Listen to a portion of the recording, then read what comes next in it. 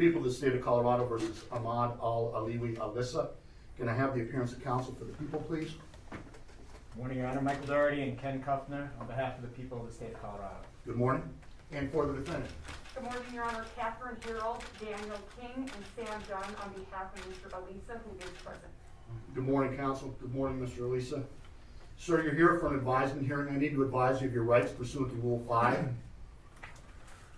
You need to understand that you need make no statements, and any statement that you do make can and may be used against you. You have the right to counsel. In this case, the Office of the Public Defender has been appointed to represent you. Any plea that you make must be voluntary and cannot be the result of undue influence or coercion. You have the right to bail if the offense is bailable. Right now, you're being held without bail. Mr. Doherty, do the people anticipate seeking a determination that the proof is evident and the presumption is great? Yes, Your Honor. Thank you. Mr. Alissa, what that means is you'll be held without bail until such time as the court is able to determine whether or not the proof is evident and the presumption is great that you committed these crimes. You have the right to be informed of the nature of the charges. You have the right to a jury trial.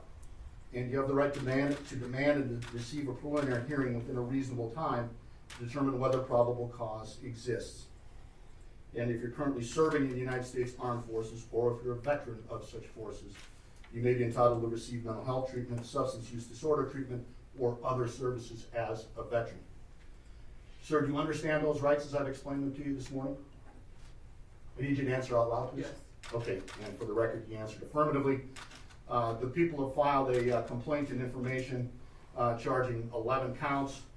Ms. Harold, on behalf of the defendant, will you acknowledge receipt of the complaint and information, waive formal reading and further advisement? Yes, Your Honor. All right. We need to set this matter for a hearing on proof evidence presumption grade along with the preliminary hearing. What's the defense's thoughts with respect to how soon we can set that hearing? Your Honor, we would be requesting at this time that we actually set a status prior to setting the proof evident presumption grade hearing. Our position is that we cannot do anything until we are able to fully assess Mr. Alissa's mental illness. We cannot begin to assess the nature and depth of Mr. Alissa's mental illness until we have the discovery from the government. It's my understanding that the government is continuing to investigate this case.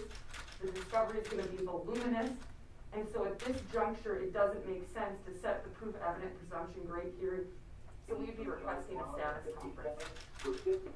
And so, is your client willing to waive his right to a preliminary hearing within 35 days to accommodate that or a later setting for preliminary hearing and proof evident presumption grade? He is, Your Honor.